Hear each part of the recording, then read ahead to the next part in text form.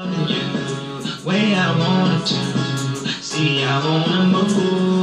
be honest with you. I'm more interested in the, oh, by the way, 139.4 for Lucas Martin Matthysse, 139.4 for Viktor Postol. It's going to be for the WBC 140-pound title on HBO. And what I was saying is I'm actually looking more forward to the Showtime fight between Verona versus Khabib Alakverdiev, because it means a lot more. But since we're talking about this fight, I'm going to say that I got Lucas Matthysse, maybe by stoppage. I saw Celso Aidin.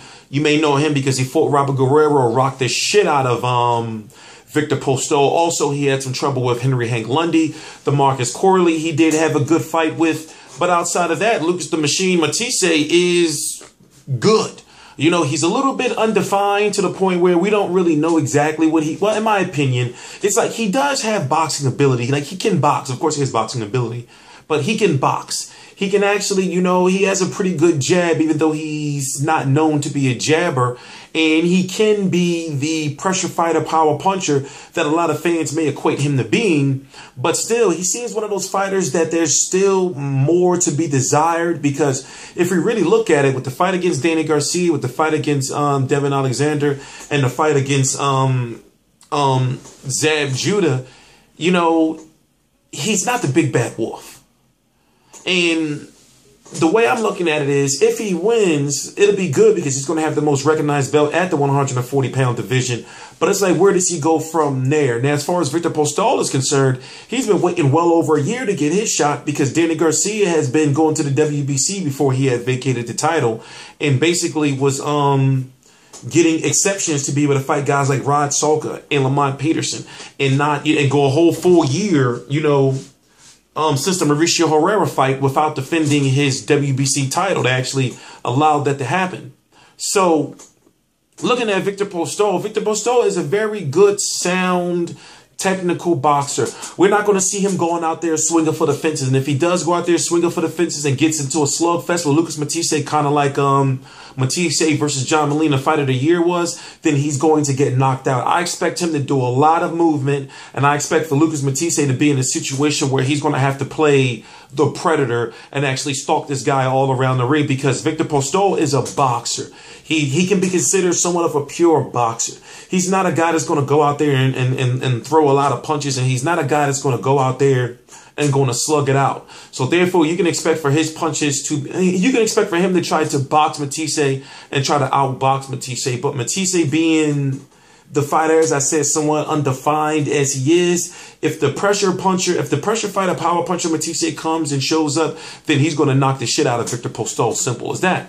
But if you don't know, I am T Street Controversy. This is T Street Controversy Live of RealCombatMedia.com, and I cover every single major fight live. Now, here is a fight that I would love to see the winner of this fight the winner of Terence Crawford versus Thierry Jean. Remember, Terence Crawford fought Tomas Delorme on the same night and on the same card, even though they were in different places.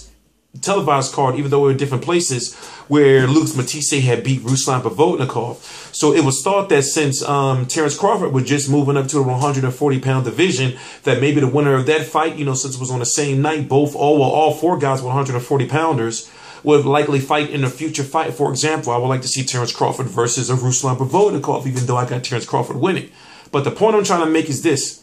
The 140-pound division is very deep. Yes, we got Verona over there fighting Alakverdiev. I don't see him fighting the winner of Matthysse versus Postol, because Postol is a top ranker co-promoted by Top Rank fighter, and Matthysse is a Golden Boy fighter, and we know Golden Boy doesn't have a working relationship with Al Heyman and PBC, and also the WBA wouldn't make the WBA or the WBC wouldn't make them two mandatories. And then when you come look at the other title holder in the division, if he still has the belt, Lamont Peterson. I don't think Lamont Peterson has that belt anymore, but even if it was still Lamont Peterson, no, I believe if I'm correct, that the IBF stated that if he was to lose to Danny Garcia, in which he did, that he will lose his IBF title. So I don't know if the IBF is still vacated or what's going on with that title at 140 pounds. But when it comes to Matthysse, I would love to see him fight a Terence Crawford. You know, the 100, he's being heavily rumored to be fighting, or be in the running if he wins this fight to fight a Manny Pacquiao. That would be a very good fight. You know, even though I don't know how big it would be on pay-per-view, because Matthysse is known among the hardcore fans, but among the casuals too much, as they're called, he's not really known too much. So, like I said, I'm going to be covering the fight. I'm going to be doing a live Google Hangout moments, well, not moments, about an hour or so after the card. T Street Controversy. This is T Street Controversy Live with RealCombatMedia.com. I cover every single major fight live. 139.4 for Matthysse, 139.4 for Postol. Jam. Please subscribe.